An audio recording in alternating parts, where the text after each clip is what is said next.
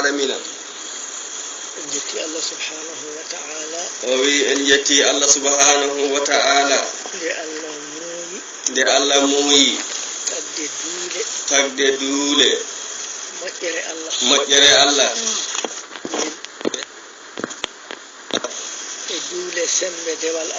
duule sembe dewal Allah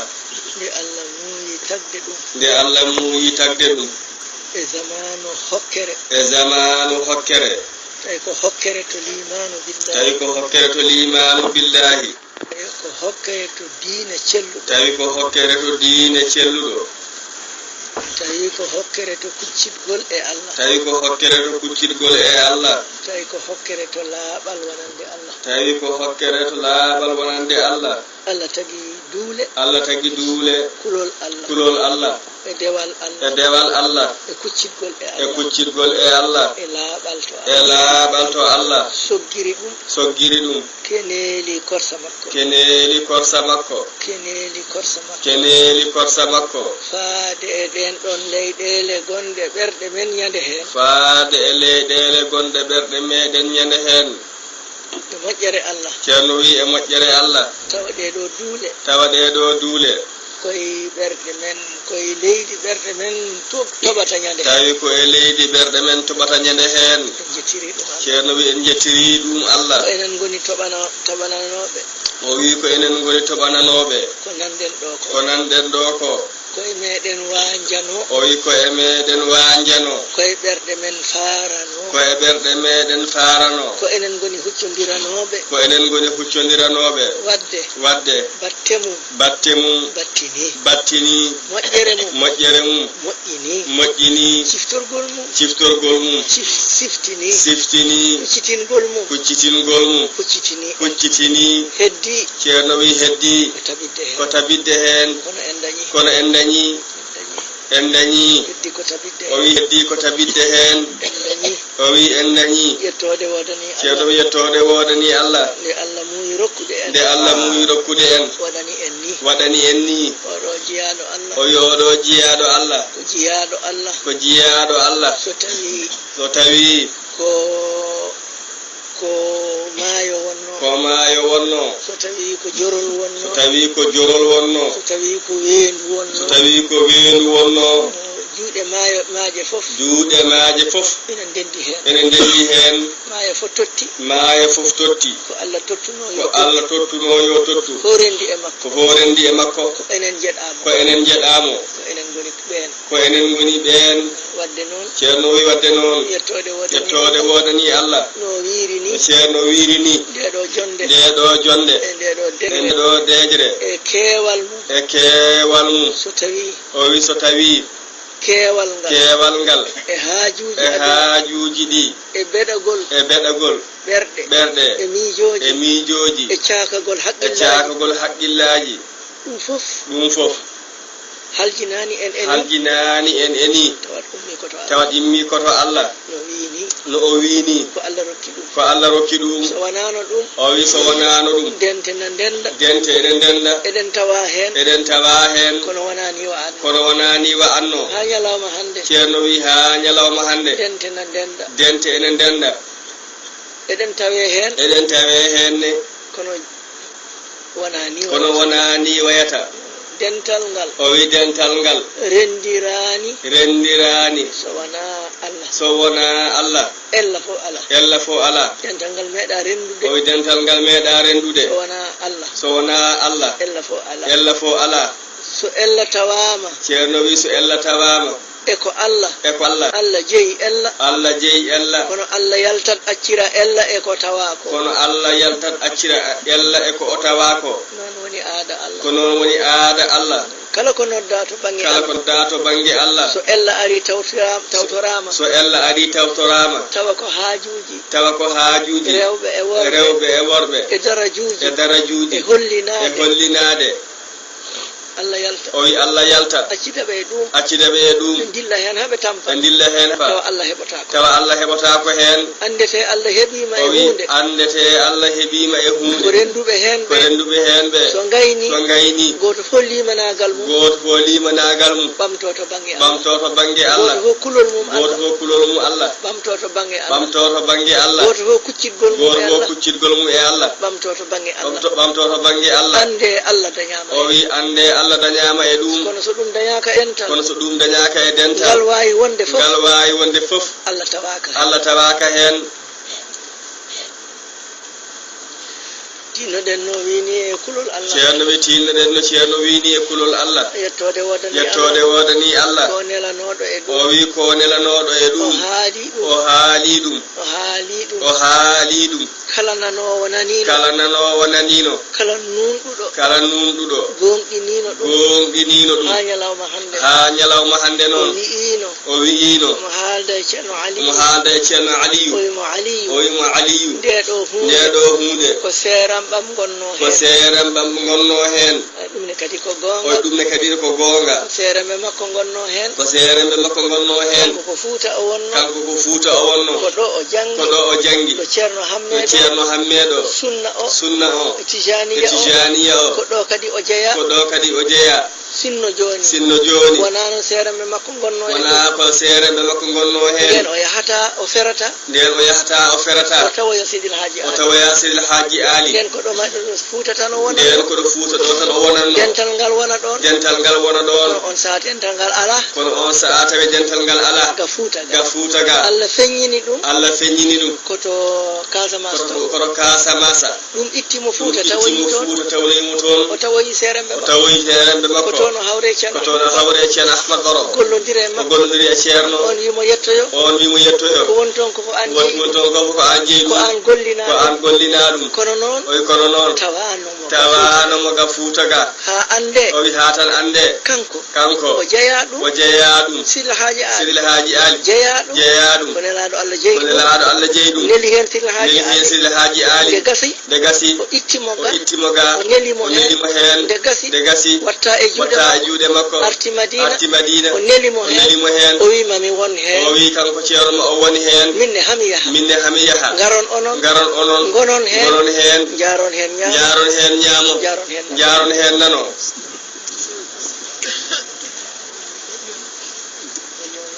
ko ɗum waɗi ha ñalawma hande o wi ko ɗum waɗi ha ñalawma hande ko kanko tan woni hen ɓe o winoɓe ko ɓen gonata hen hande so yimɓe mbaɗi noon ko noon Allah waɗi so ɓe mbaɗani noon ko noon Allah waɗi ko Allah waɗi koko waɗete tan ala ko waɗete goɗɗum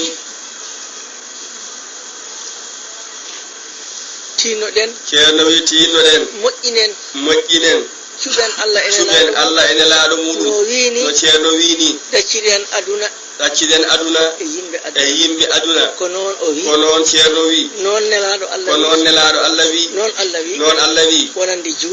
juulɗo accude aduna jiida e ɓornade wutte moƴƴo accude aduna e yimɓe aduna jiida e maade huɓere moƴƴere accude aduna e yimɓe aduna jiida e ñamde ñamdu moƴƴuɗum ɗum ko julɓe jeeyi ɗum qul man harrama زينة الله التي أخرج لعباده والطيبات من الرزق قل هي للذين آمنوا وإن جيدوا o wi ko enen jeeyi ɗum ñalawma darga enen tan kerorto ɗum hande noon o wi hande noon ko enen heferɓe ko wiyata en accir yimɓe aduna mumen ko ƴeftude diine ma e haqqille ma e mbayburu sagu ma e doole ma fof aɗa dogana aduna tan ko aduna tan woni haaju ma ko ɗum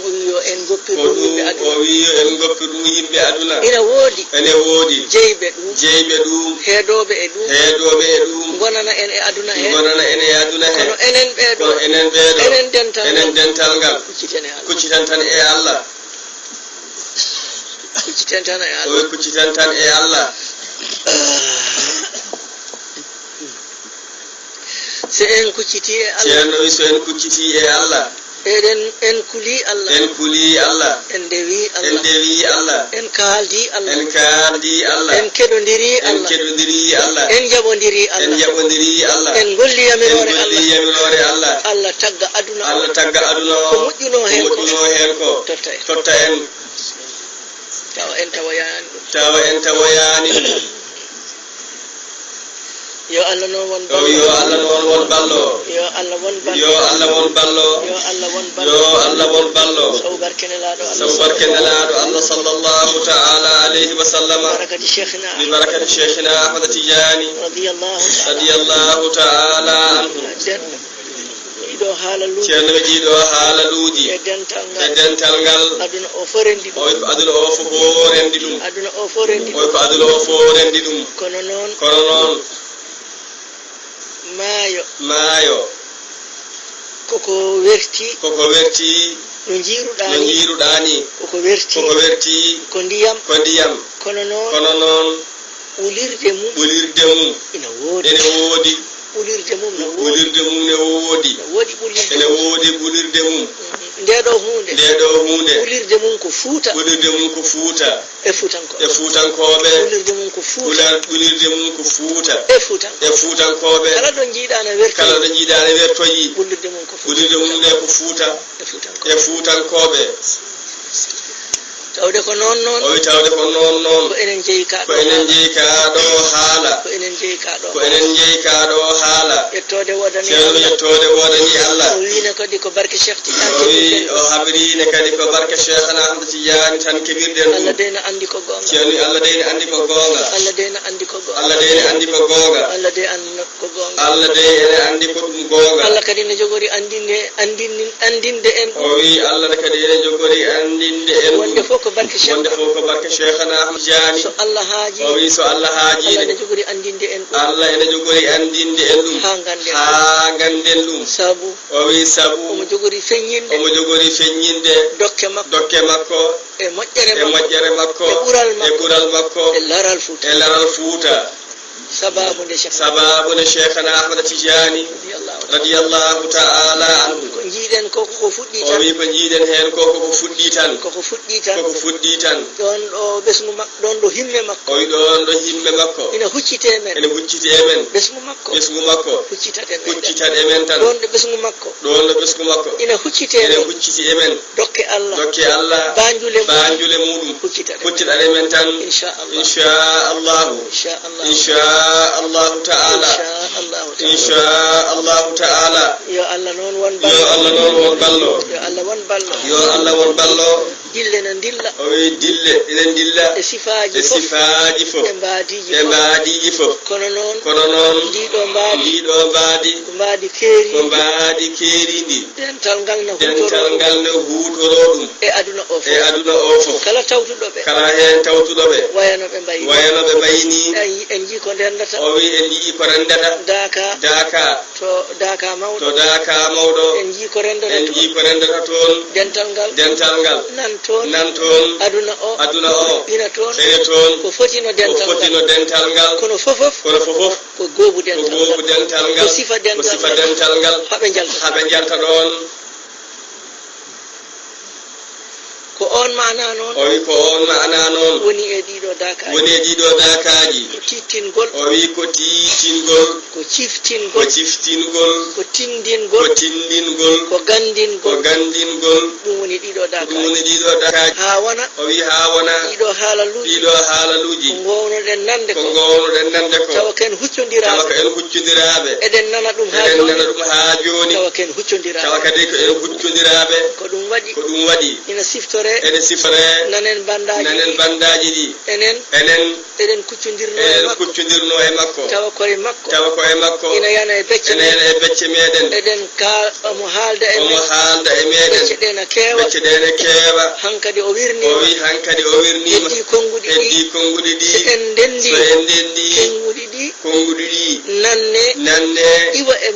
e makko e masinaji ɗi wona e makko iwa e masinaji ɗi ina wayno machine wayata ni yana e ɓerɗe meɗen goobo toon goomu ngu o ɗaccuno toon yaltita gongol ina arde sembe mum fof e barke mum fof arde sembe mum fof e barke mum fof noon Allah waɗi ko noon Allah waɗi so wona noon Allah waɗi wonata noon tan sa yina wona noon ko Allah tan waɗi noon ko Allah waɗi hunu kono wawani ɗum feere ne wawani ɗum ala hunu ko wawana ɗum peeje wawana ɗum firtugol wawana ɗum kalgol wawana ɗum palagol wawana ɗum jingol wawana ɗum ko Allah waɗi ɗum waɗoto yiɗi añi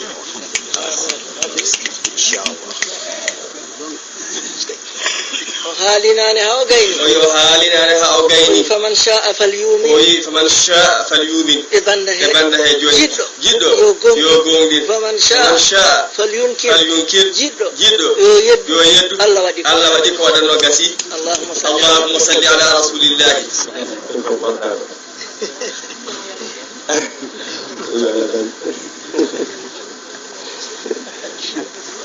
يلبس عليهم دينهم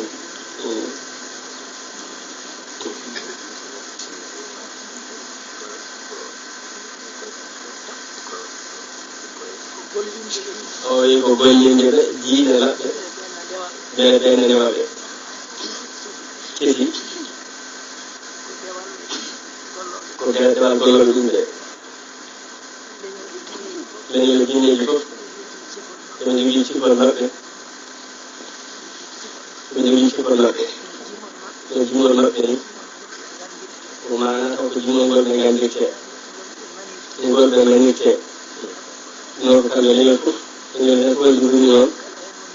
ala heno jofndirɗa ɓe bannete ɗum on saaga wona waɗandiri ɗum e sifa dewal to maɓɓe to kamɓe ko dewal a rewɓe ɗum sooda e lekki so gawri mum coynirta so wutaare mum coynirta so lamɗam mum coynirta so waɗaade haa laaɓa coynirta ɗum ɗo fof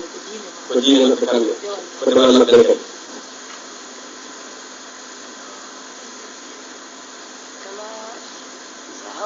koye so a hawri e maɓɓe on pamoniri kamɓe sa waɗi koye mbi ko ɓe keddamata yimɓe to koye ɓuri ma Allah dande neɗɗo tan ɓe kaaldayma ɓe kaalama ko jogori arde ɓe yiɓanma neɗɗo mo mbattuɗa ma walla jogorɗo ardeede maɗa keɓa hunde ɓe yiɓa ɗum ɓe gara ɓe yiima waɗanmo ni sa waɗi on immo ɗo on joɗɗinne kuma nagge walla kuma ko goɗɗum kono ko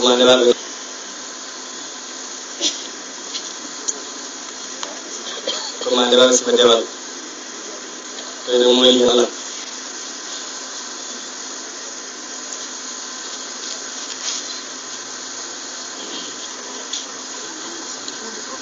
kono ɗo fof en hakkilina e hoore mum e ɓanndu e leɗɗe ɗum ene leɗɗe ko fof noon ko sabu kala ko windete e ayen ɗum e surɗum ene leɗɗe heen hay wiye udditaade ene ayen hay so wiye hisde e ñamdi fof ene leɗɗe heen ko sa anndi ɗum tan ceerno wino tawa hen ka annda ɗum tan woni ko hatte ko woni musiba o kota haa hen ka annda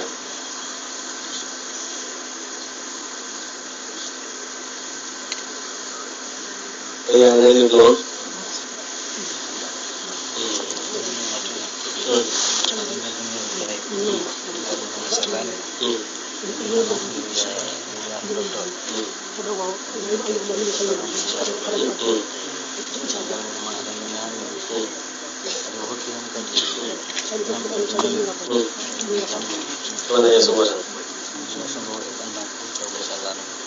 Mari mereka yang dulu anu anu rafi yes bukan kita anu rafi apa ini punya tolak kau sakai saya kau farma kau jual sekarang itu lagi mana kalau ini mahu alumni ini nak dia lebih dulu jadi jam dulu pada ini beli yes kau ya alumni semua ini alumni putri kalau kau tidak boleh alumni yes kau kita harus buat Islam. Kalau kita berpulang ala itu, ini kan kalau anda awal doktor kerja, kita perlu ke bawah.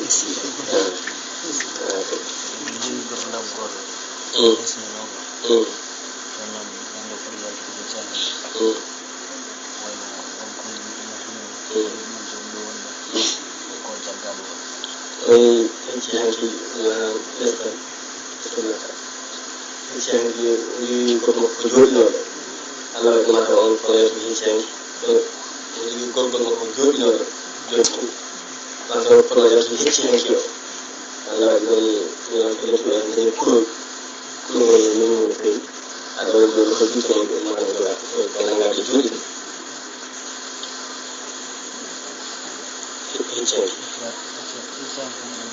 hincang kebaik,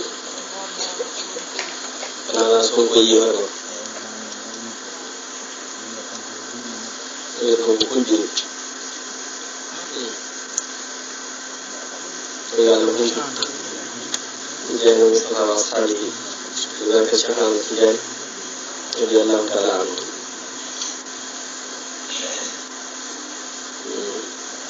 Kemudian dan ahli wujud semua dan ahli kawan dan budi doa dia kata seperti doa kalau ada itu menunjuk itu kawan semua yang akan menunjuk Allah terus berkau itu ada energi terus asal dia ada keberhasilan berselang kali atau terhadap juga kalau hidup ini ada manusia lagi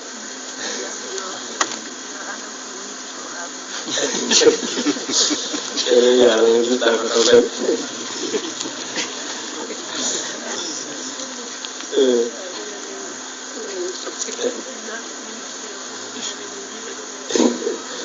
ya yang kita katakan yang ini mendak ngabur itu kayak ini sih kayak ini Siapa ini sudah berkaji dari Allah Taala. Kemudian dia kerja juga, kerja lama kok.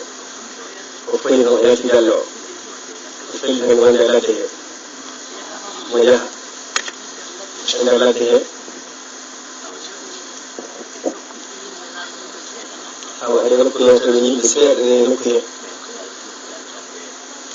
Dan kalau yang tu yang jawab Allah, Allah hadi kok. Jalan kok. Dan dia yang Allah. Dan dia kata, itu hanya ini. Yang dia tidak, yang kau dengar ni, yang kau jumpa dengan, yang ada yang jumpa dengan yang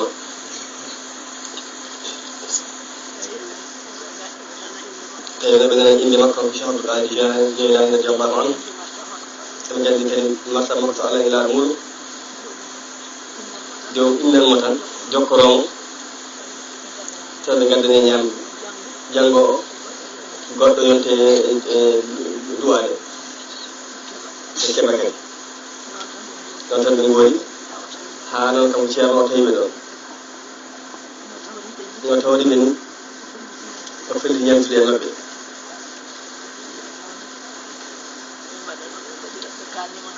kailan lagi satu jantan aku wala tawassul jokko ko ñaan ya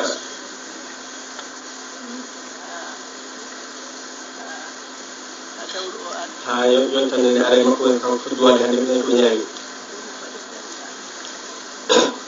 o yimi joni mbaɗe feere kalon tan ko jokkorto ɗon ko min mi jokkoro ɗum tawi kanko mo ronki ɗum mo ronki kanko ñaamde ara ko namdi ɓen ko waɗano ñaamde arani ko namdi ɓe joni min namdi on foko jokkortono ɗon hananen koɗo ñaama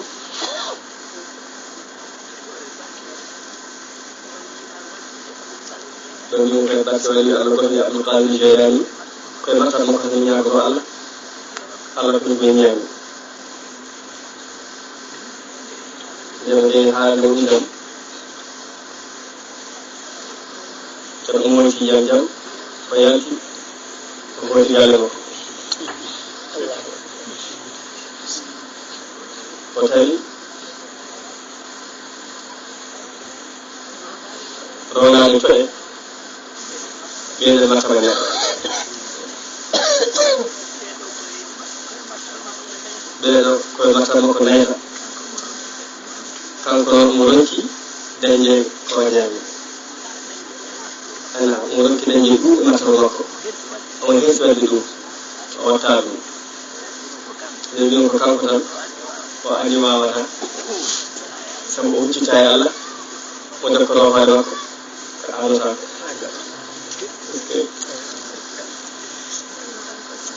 ya ko noon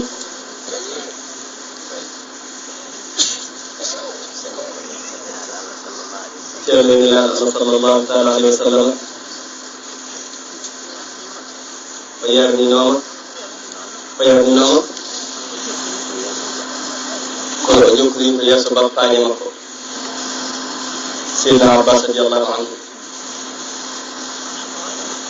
o yonade ko hoore makko omo hersani kanko ɗum kono kamɓe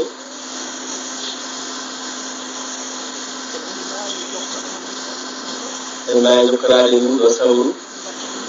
mbatta ɗum inde Allah ɓe watta ɗum sifa Allah wonɗo ɓe darata ɗum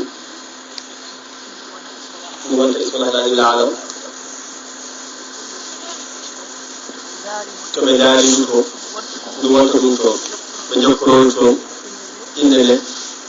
ha joni ɓe humtowo ɗum tawa ko sawru kamɓe ɓe ne mbawi ɗum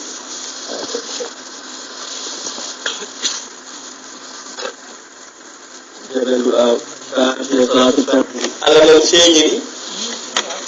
yimɓe hakkillaji maɓɓe sukaɓe rewɓe ñawi addede ngal ndese gaɗe meɗen ma walla ndese toon sukaɓe wonɓe ɓenne ɓenne puɗɗima joni jabde addede ngal ɓe ndesa gaɗe bandiraɓe maɓɓe o ɗum ko moƴƴere Allah e barke Cheikh Ahmadou Tidiane radiyallahu taala anhu o yi ɗum ko adi o mijotunoɓe abadan kono sukaɓe ɓiɓɓe Farayse rewɓe e worɓe ɓe gandiji Allah wawi ko laaɓi tanti kumba oye Allah wawi ko laaɓi oye no ɗuɗima noon ɗum fof yo Allah waɗat ɗum noon koko yo Allah arsiɓe gam ɓe jiiga fasiraɓe maɓɓe nde wonno Farayse kam fasiraɗo ala ko kaari welini tan woni aada tubak e diine tubak ala fasiragal ɓe ganda ɗum alhamdulillah noon biskuji ɗi hande o Allah walli e barke Cheikh Ahmadou Tidiane radiyallahu anhu ceerno wi eɗen janana to Allah o wi eɗen janana to Allah ceerno wi eɗen janane to Allah ha jarana en wonde kala ko keɓɗen e moƴƴere ko barke Cheikh Tidiane radiyallahu anhu woni ko ɗum woni o wi Allah ne andi ɗum fii kala ko jiiɗa keɓɗen e koye meɗen e ɓesguji meɗen e jawɗele meɗen ɗum heɓori tan ko barke Cheikh Ahmadou Tidiane radiyallahu anhu o wi faydu makko hucciti e Fuuta o wi faydu makko hucciti e Fuuta o wi kadi ni fuccitima e Fuuta hankadi fuuta o wi hankadi fuuta ko barke e barkinde ko barke e barkinde ko barke e barkinde Allah waɗaniɓe noon o wi Allah waɗaniɓe noon neldi ɓiɓɓe makko o neldi ɓiɓɓe makko omo andi eɓe jedde nokku fof eɓe kaaɓe nokku fof sowona e fuuta ɗum waɗi fof en ngari o wi enenne jaɓɓoɗen bismoɗen teddinen beltoɗen e dow goonga e goonga tawaɗen ko goonga koko poɗɗen weltorade sabu en nganndu en keɓi cheikh Ahmad Tidiane radiyallahu taala anhu oy ko ɗum rokki en ha mbasɗen haabdeɓe e haɓandeɓe ko barke makko o rokki en ɗum oy so wonano ɗum o wi ceerno radiyallahu anhu to Dakaru seydina Sidi bun Salim radiyallahu taala anhu arino toon ceerno nani salminoyde mo o wi ceerno meɗen ɓaawo janngo namde ceerno are makko to o yimo mbiɗa yiɗi yaade Madina jahana kam toon kaɓana kam ceerno Ahmad Saïd mbiya komi garowo Madina tawi on saaha noon ceerno men arno Dakaru tan o ari salminorde mo o faamani ko joni o wi ha o yaha o heblo o ara o waynomo ceerno yi hebli o waɗi o waynitina